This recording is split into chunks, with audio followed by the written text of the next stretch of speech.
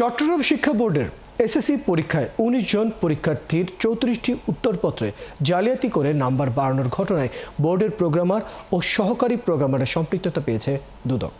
দুপুরে নগরীর মুরাদপুরে শিক্ষা বোর্ডে অভিযান চালায় সংস্থাটি। অভিযানে বোর্ডের ফলাফল প্রস্তুত শাখায় তল্লাশি চালানো হয় এবং জিজ্ঞাসাবাদ করা হয় শাখার কর্মকর্তাদের। পরে জব্দ করা হয় নম্বরপত্র ও উত্তরপত্র। দুদক কর্মকর্তারা জানান, পরীক্ষায় মূল খাতায় নাম্বার ঠিক থাকলেও সিস্টেমে ইনপুটের সময় কারসাজি করে নম্বর বাড়ানো হয়। প্রোগ্রামার আব্দুল মালিক ও সহকারী প্রোগ্রামার আবুল হাসনাত মোহাম্মদ রাজুর সম্পৃক্ততার অভিযোগ রয়েছে। এদিকে জালিয়াতির ঘটনায় চট্টগ্রাম শিক্ষা বোর্ডের তদন্ত কমিটি গঠন হলেও কোনো প্রতিবেদন জমা দেয়নি ওই কমিটি।